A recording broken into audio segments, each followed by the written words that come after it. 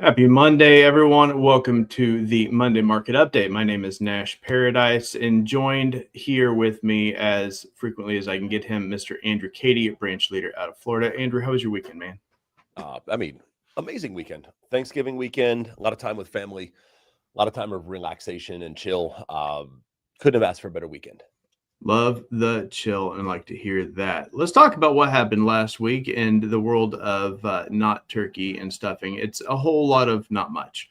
Low volatility last week. It was a holiday week. Not a lot of trading, not a lot of data. Nothing real crazy going on. We did have a nice slide on the overnight average for the 30-year fixed, starting the week at 6.32% and finishing out at that 6.22.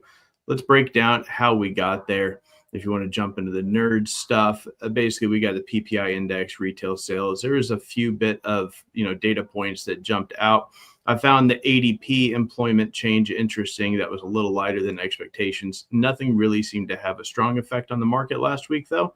Not a lot of movement, and like I said, low volatility index. So not mad about that. Speaking of low volatility index, Andrew, what do we got going on this week? So this week, we've actually got more data coming out. And it's funny because today should be the day we really don't have much for volatility. But we have, our meter is already off of low for the day. Our meter, I would say, is moderate volatility this morning. And it just proves how interconnected our world, our global markets really are. So we woke up this morning we've lost about 20 basis points in mortgage-backed security pricing. 10-year treasury jumped from 4% to at one point almost 4.1. So 10 basis points up, massive shift. Why? Well, it was on the news that our equivalent of the Fed chair in Japan announced that they may be doing a rate hike. And Japanese bonds have sold off over it. And it's just interconnected with global. So our bonds are equally reacting to it. But this week, we do have some market moving data. So even though we're starting the week a little bit more volatile already, I do expect we could continue to see that change. I think the biggest data we have, really, there's two big pieces. Is Wednesday, we have the ADP payroll. And this is one where they're only expecting 10,000 job creations. So this is a massive drop off from where we were. Previously it was 40,000. They're only expecting 10,000 job creations. And if we miss that into a negative job print, we could really find the markets bettering themselves. And then you have initial jobless claims coming in on Thursday, could bring some volatility to it.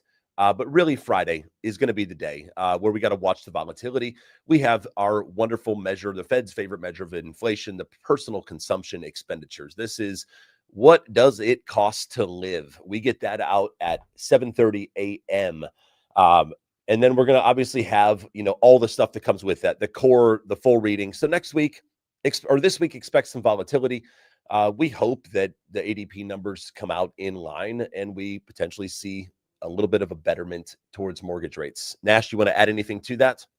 Yeah, I would just echo that. We definitely have a moderate volatility week with interesting stuff coming in, Wednesday and Friday. I feel like that $10,000 or that 10,000 job added mark from ADP has a lot of room to hurt us. We come in at 30, 40,000. It's not that significant, especially compared to the fact that we had 42,000 last month. but missing on that is a significant miss. So I do think that could turn things negatively. Like you said, right now we're dealing with all this from Japan. We need our own data and our own stuff to move. But the fact that the 10-year bond has moved, 69 hundredths right now, I'm like, that's a lot of movement for not a lot going on. But like you said, we're all connected. So let's see where we're going with the Fed right now. I know this has been a hot topic for us on whether or not we're getting a 12-10 cut. And based on the movement this morning, you'd think that this would be shifting in a different direction than where it's going. But we're getting more likely. So we're getting a lot closer to me being right. How does it make you feel?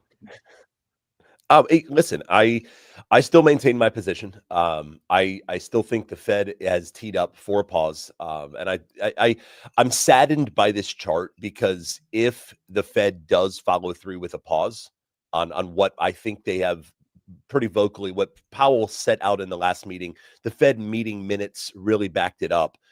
If the markets are predicting a cut and we don't get one, we can see, and that's where we'll have an extreme volatility meter. But I don't know. I still think the Fed teed it up, and if they've been one thing that's consistent is the message they put out, they tend to follow through with. The Fed tends to choreograph their moves now. They tend to not let the markets be shocked, but markets are reading it as almost a 90% cut. So I guess Nash might be right. Oh wow, could you let my wife know, because that doesn't happen very often. I'll take that. Let's take a look at what happened with mortgage rates. This looks a little more severe than it is. We've talked a lot about rates getting better as we get closer to a Fed meeting, and that's been fairly consistent when you look at a long enough chart.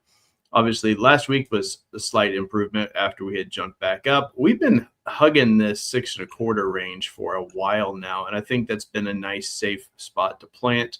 It usually has the 10-year treasury somewhere around that 4.05 mark, which puts us in this 2.1, 2.15 spread between them, which has been holding steady for a bit. There's a little uptick there this morning, but like I said, I don't think it's anything that's super severe or worth paying too much attention here going forward. Anything else you'd add to that?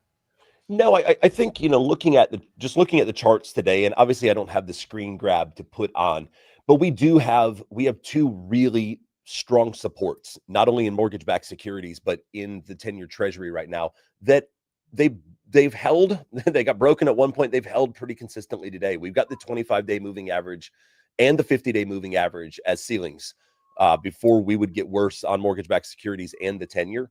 And those really need to hold. If we would break above, really call it 408 on the 10-year treasury, that's where the 50-day moving average is sitting at. If we convincingly break above that, we could see 412 as the next stopping point on the 10-year. And if we would convincingly break below the 50-day moving average on mortgage-backed securities, that's where it could get ugly, because there is zero support all the way down for another 47 basis point worsening in rates.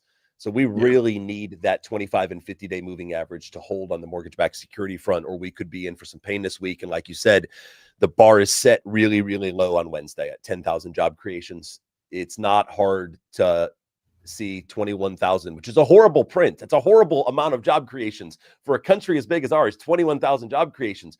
But if we overshoot a 10,000 estimate, we may go from a low volatility week to a extreme volatility week, just seeing what the data comes out at.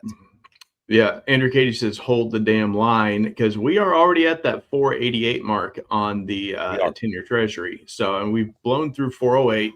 I would say that 410 is probably the mark that we need to stay away from, looking at the moving averages. I feel like we'll get some resistance there. We've had a little resistance there so far today, but like you said, mortgage-backed securities, the 25-day and the 50-day moving average is almost exactly where we are right now. So we're in this holding point, this holding zone. That 50-day average is going to come up sooner than later, because 60 days ago things were a lot worse than they are now. Anything that you're seeing that's going to change up how mortgage originators and real estate salespeople are going to be functioning through the end of the year, as it relates to knowing a Fed meeting is coming up with a likely drop, as far as I think? But regardless, with the lack of data until the middle of the month, we are getting a lot of data after the Fed has their meeting. So are you anticipating a normal December that we typically have middle moderate movement, or are we set up for a lot of wild activity as we get to mid-month? I think I think as we get towards mid-month, we're going to get a lot of the data that should have come out during the shutdown. And, to me, current data is the market mover, but hindsight data can also really move markets because the market moved already based upon what it assumed. And if that assumed data comes out different as we start to get that data out in December, we could have an extremely volatile month. But going back to what you said, because my mind went a totally different place when you said, what are loan originators and real estate agents? Most of them are not working. Most of them have taken their car out of drive and put it in neutral and have begun to slowly apply the brakes as they head into the holiday season. They're starting their eggnog traditions today. And I would just challenge anyone in real estate or mortgage. You are in the most opportune time right now through the end of the year to take market share away from those who are coasting. So what they should be doing is doubling down on activities, tripling down on activities, and not letting anything go by the wayside. I like how you said put it in neutral and hit the brakes and really just showed your age. Like there's a whole lot of people watching this who are like 26 years old and they're like, wait, when would you put your car in neutral? Andrew Cady over here is driving a 6-speed 1978 pickup still. Yeah, we know how you grew up. You just showed what you've gone through. But yeah, I'm with you. I had a really fast 6-speed car is what I was referencing.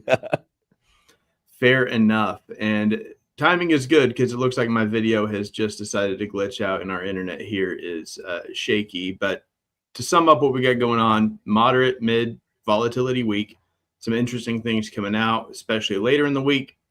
We'll have to take it by ear and see as we get closer to that December 10th meeting, what's the market going to do? Are we going to be reacting to Japan overseas? Is our own data going to step up and move the needle? We will be back next Monday and we'll break down what happened and get you a plan going forward. Take care, guys. Thank you.